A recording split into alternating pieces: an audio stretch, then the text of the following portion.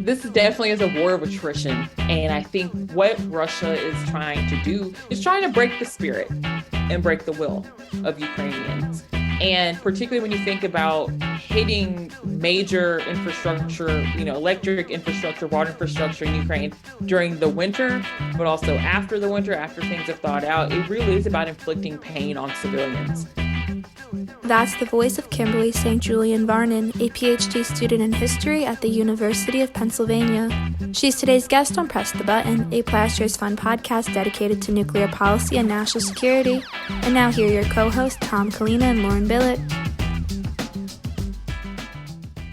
Thanks, Angela, and welcome back to Press the Button. Hi, Tom. Happy Tuesday. How are you doing? Lauren, great to see you. How are you? My weekend was great. We went up to visit our kids in Philadelphia, which is always fun. So had a terrific time. How was your weekend?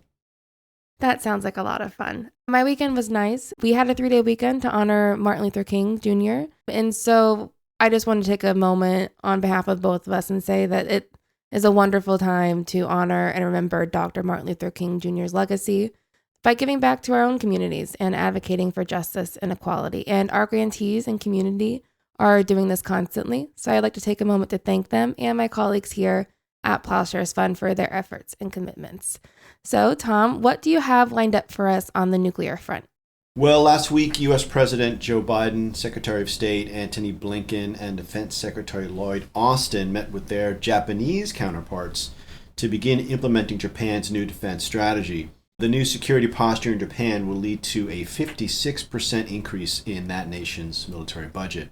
In his meeting with Prime Minister Kishida, President Biden said that the United States is fully, thoroughly, completely committed to the alliance. Over the weekend, the U.S. military began expanded combat training of Ukrainian forces in Germany, and Western nations are expected to send more heavy military equipment, including tanks, to Ukraine in the near future. This all comes as Belarus and Russia have begun joint military exercises, raising fears that Moscow could use Belarus to launch a ground offensive in the near future. Lastly, a new book reports that former President Trump, while in office, suggested striking North Korea with a nuclear weapon and blaming it on another country. Michael Schmidt, a journalist for the New York Times, writes in his book, Donald Trump versus the United States, that John Kelly, the then White House chief of staff, attempted to dissuade Trump by saying that the United States would be likely found out if it went through with such a plan. And as a reminder, U.S. presidents have sole authority to launch nuclear weapons without the approval of Congress or anyone else. And on that happy thought, Lauren, what do you have lined up for early warning? Well, this week on Early Warning, I sat down with Marylia Kelley, the executive director of Tri-Valley Cares. We discussed the recent anniversary of President Eisenhower's military-industrial complex speech in the current landscape where we see unprecedented numbers for spending on the military and nuclear weapons development. And then I talked with Kimberly St. Julian-Varnon, a PhD student at the University of Pennsylvania. We talk about what's happening in the war in Ukraine right now and what we might expect in the coming year, and how this crisis, unfortunately, is turning into a long-term standoff. But it's a great conversation, so please stay tuned. And if you like what you hear, remember to hit subscribe and leave us a rating. Your feedback helps us to improve the show. And with that, let's get into today's episode. The clock is ticking. And now, early warning, early warning, early warning, early warning. A 7-minute synopsis of this week's nuclear news. Thanks, Jacqueline. In a speech given on January 17, 1961, President Eisenhower warned Americans about the dangers posed by the military-industrial complex. He stated, "We must not fail to comprehend its grave implications. Our toil, resources, livelihood are all involved. So is the very structure of our society." 62 years after Eisenhower's warnings about the military-industrial complex, our military budget continues to grow still. House Speaker Kevin McCarthy is expected, so he says, to cut the Pentagon budget by $75 to $100 billion. This would still leave the defense budget at around $782 billion. And Los Alamos National Laboratory will receive an unprecedented budget of $4.6 billion this year. Today, we're joined by Marylia Kelley. She is the Executive Director of Tri-Valley Cares, which works to strengthen global security by stopping the development of new nuclear weapons in the U.S. and promoting the elimination of nuclear weapons globally. Marylia, it's so great to have you here. Thank you for your time. Oh, thank you for having me. So let's jump in. Kevin McCarthy, as I said, is reportedly looking to cut the Pentagon budget from $75 to $100 billion. Despite this, the budget would still be estimated at $782 billion. Would such a cut have an impact on the defense industry, and if so, how? First, I'm skeptical whether there will be cuts either to the conventional military or to the nuclear weapons budgets in the coming year. In the final spending package for fiscal 2023 that passed both houses of Congress just this past December, legislators from both parties added another $45 billion to Biden's already bloated request, bringing the total to $858 billion. This is an unconscionable amount of money, and it includes new nuclear weapons that make the U.S. and the world less, not more, secure. Thus, any reduction this year would represent a step towards sanity. But having said that, I fear that we are actually, despite the recent rhetoric, on a far different path.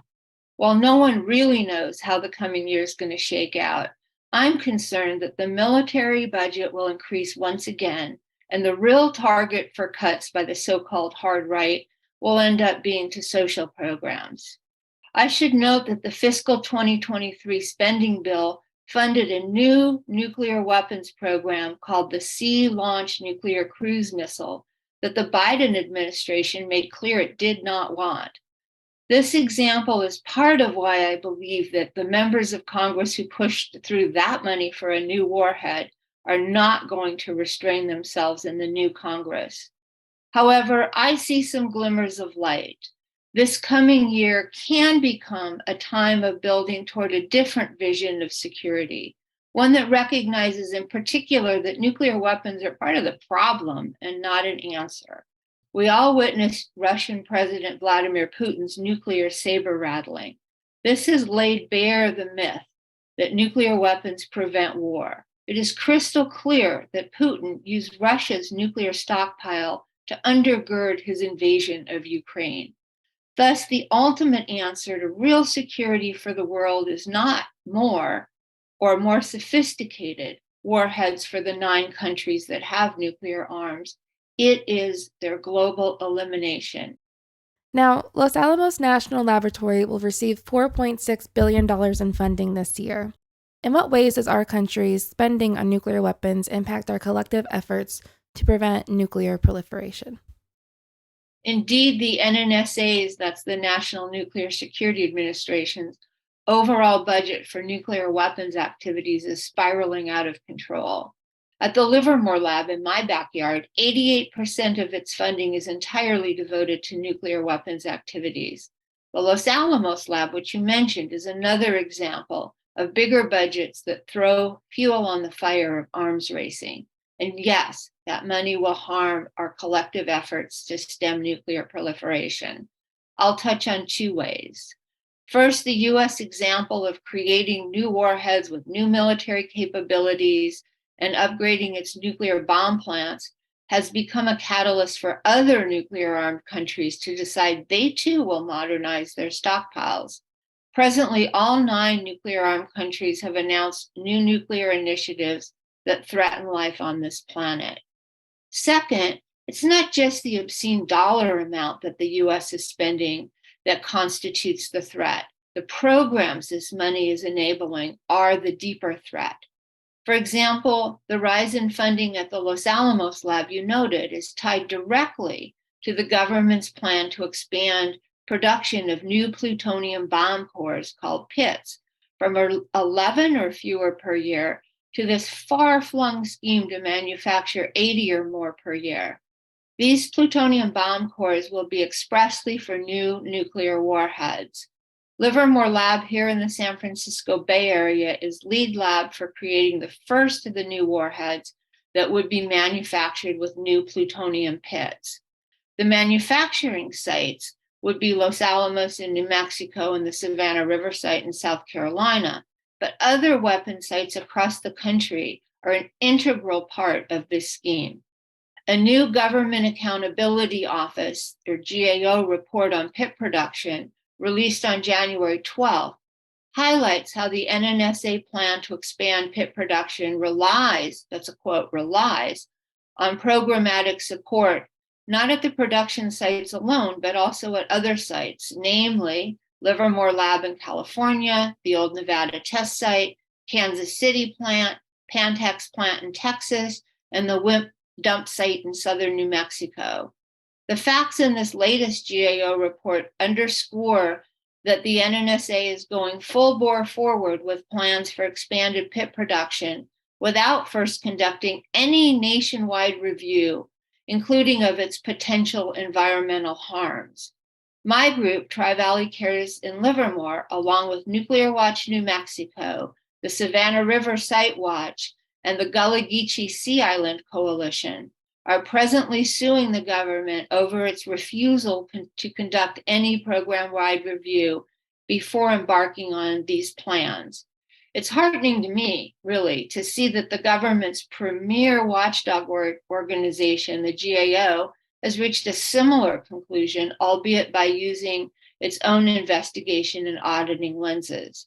In sum, every community's land, air, water, and health are being held hostage to this new plutonium pit production scheme. I can't emphasize too much that this really is part of, quote unquote, Cold War 2.0, even while the US has not cleaned up the toxic and radioactive mess from the first Cold War. And there is always an omnipresent lurking danger that production of these new warheads and the dangerous new arms racing of which they're a part will result in an actual nuclear exchange. Right, and that is something that we do not want to happen. But as you've hinted at, the production of weapons themselves are harmful to people. So to wrap things up, my final question for you is, what is the human cost of spending so much on defense? And how can we prioritize people over military force? Let me go back full circle to where we started our conversation. True security will not and cannot be found in nuclear weapons, which are the very things that could end life as we know it on the planet.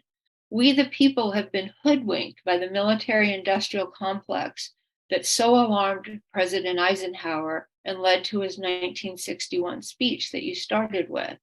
Other military leaders since have sounded similar alarms. I'm thinking, for example, of General Lee Butler's 1996 warning about the outsized power of the nuclear weapons lab.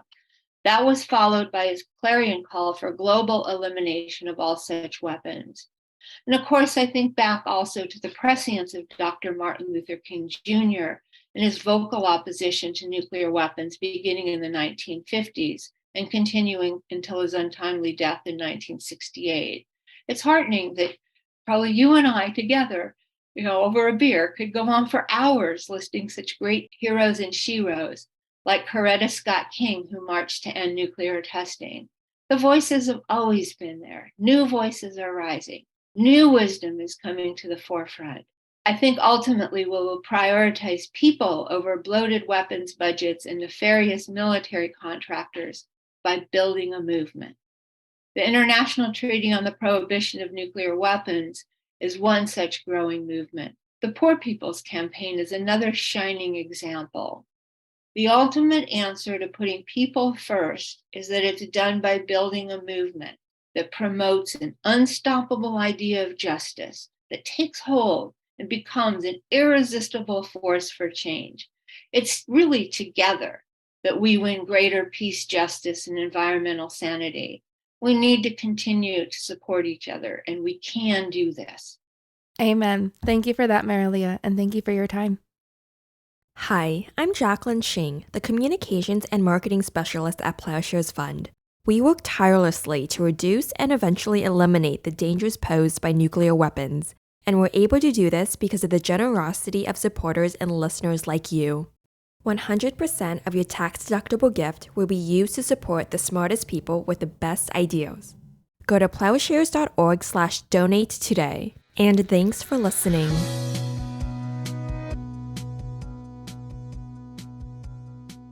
The war in Ukraine has been full of surprises, both good and bad.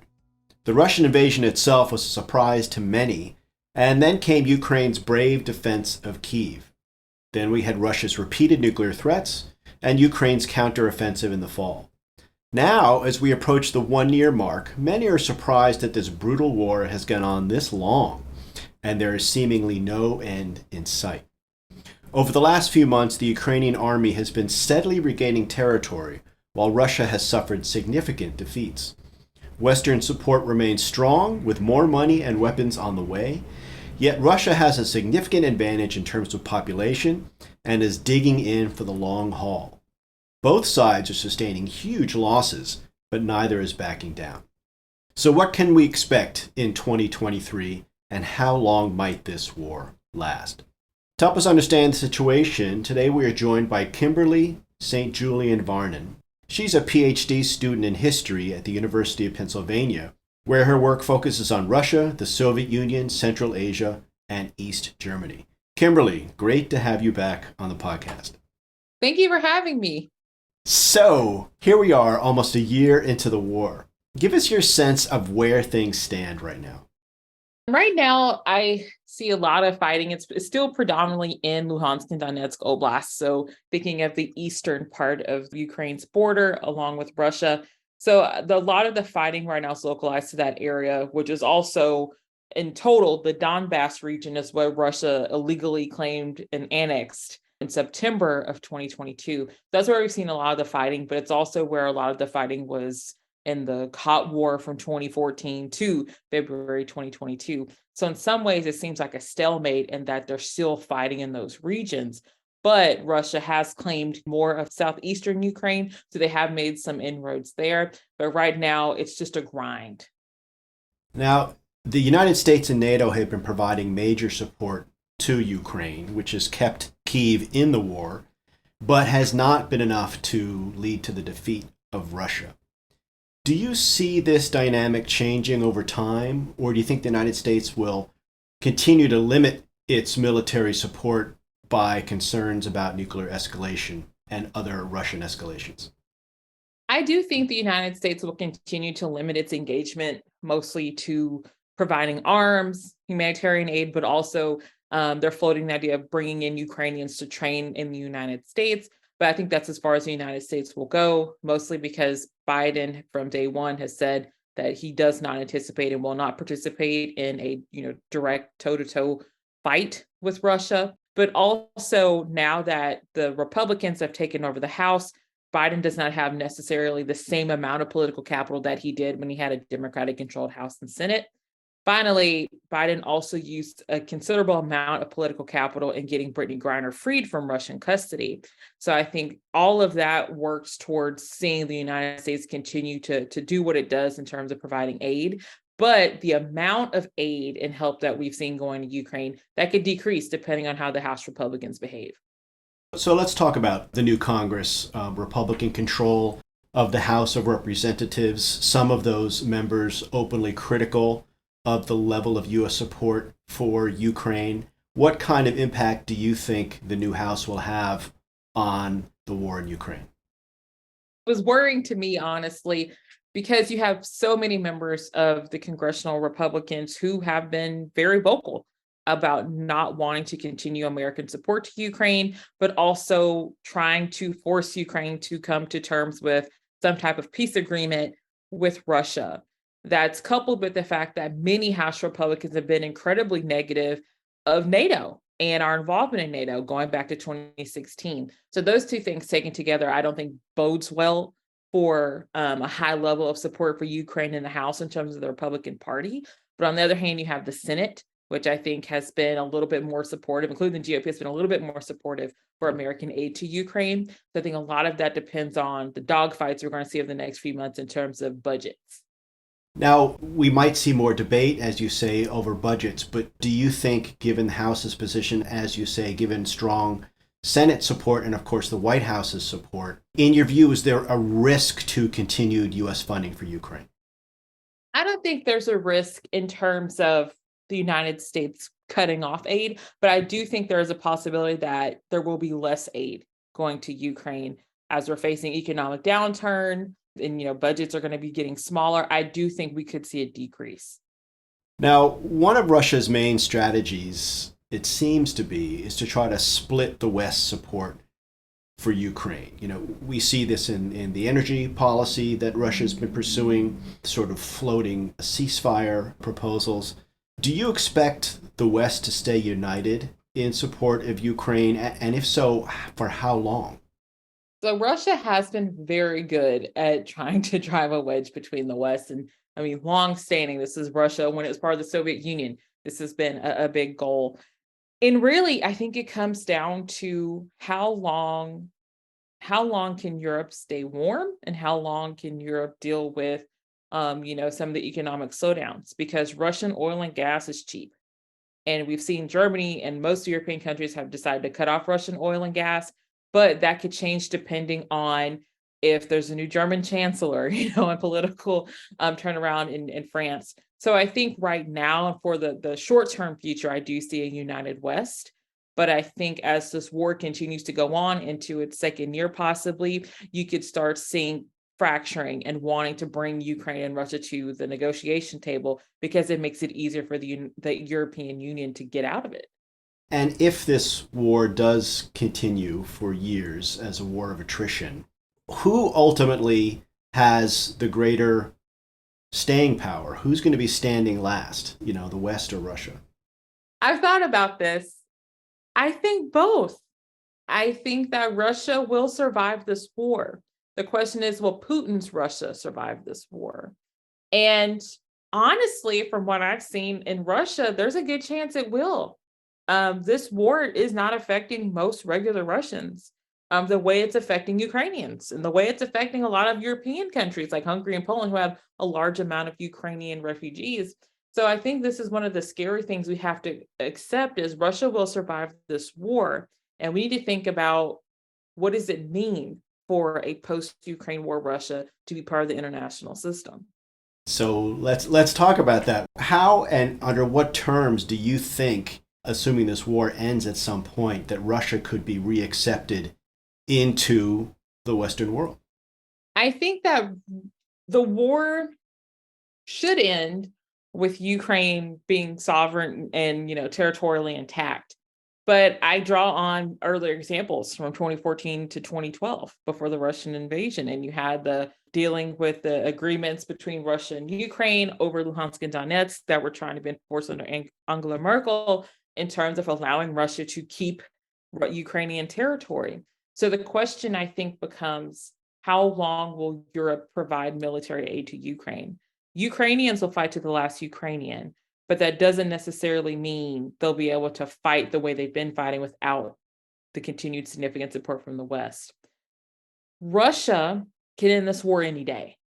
And if Russia does end the war, maintaining significant control of Luhansk and Donetsk and most of the Donbass, I think Putin will try to say that's a win. And then the question becomes, as Russian oil and gas is cheap, how long will Europe say no to it? And I don't know how long that will be possible. So I do think that Russia coming back to the international system, Russia is still part of the United Nations, it's still part of the Security Council. So in many ways, while we think of Russia as a pariah internationally, it hasn't been, particularly for the global South. So it's going to be a question of how will the United States and Germany, France, and Britain deal with Russia versus everyone else. Now, Russia continues to target Ukraine's cities and critical infrastructure like water and power, which seems a particularly brutal way to go about this. Yet this only seems to increase Ukraine's will to fight. So what do you think Putin is trying to do, and is it working?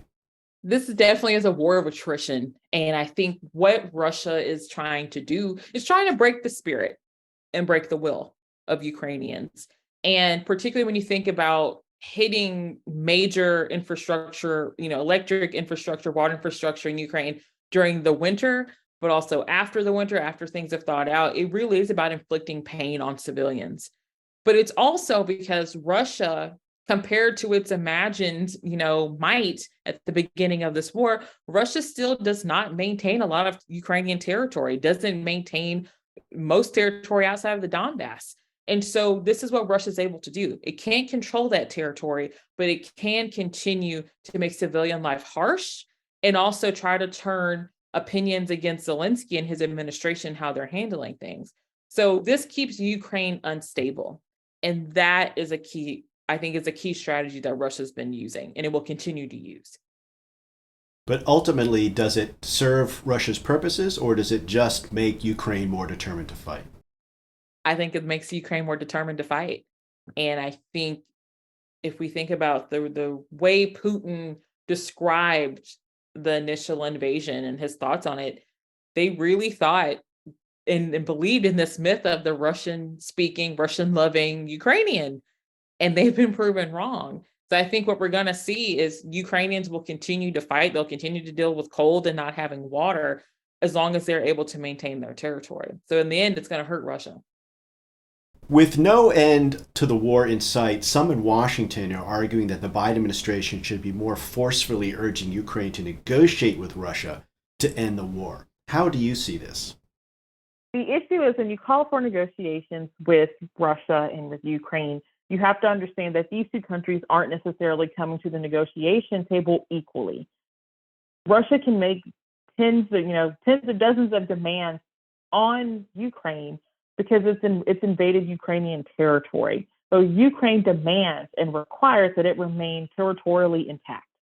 Will that be okay to Russia? The question remains, will Russia leave occupied Donetsk and Luhansk? Will it give back Crimea to Ukraine? And so unless Russia is willing to do this, there's really no point in negotiations because neither side is going to agree.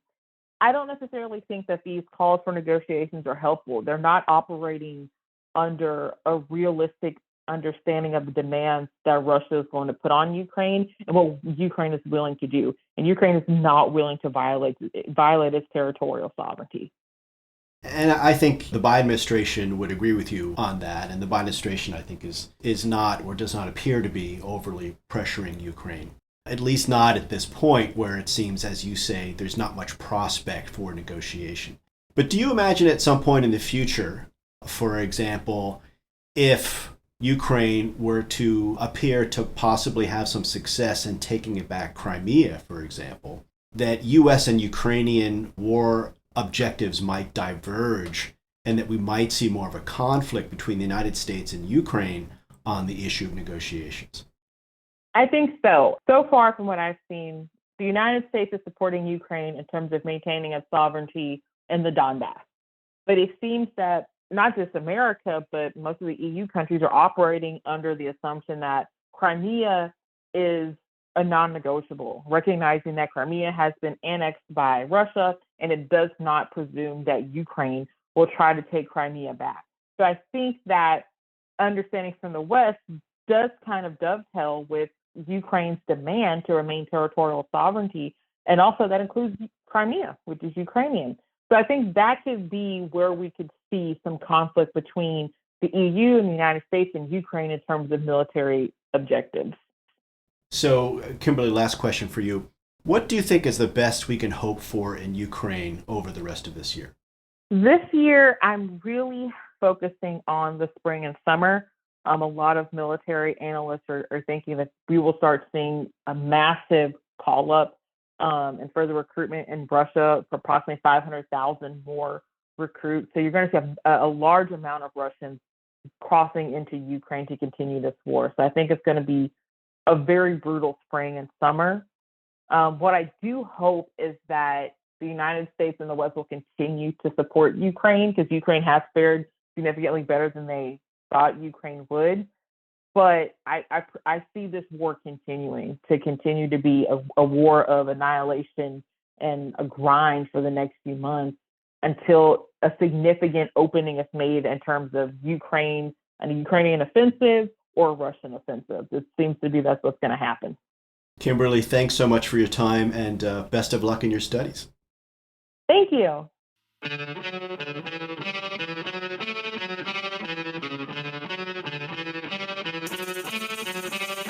Thanks for listening to Press the Button. This podcast is produced and edited in Washington, D.C. by Lauren Billet, Angela Kelley, and Alex Hall. Audio engineering in San Francisco by Jacqueline Shing. Our theme song is by Lyrics Born and Poets of Rhythm, sampled with kind permission. Additional music by San Francisco-based bands 17 Evergreen and the Society of Rockets. To continue the dialogue and support our work, visit plowshares.org.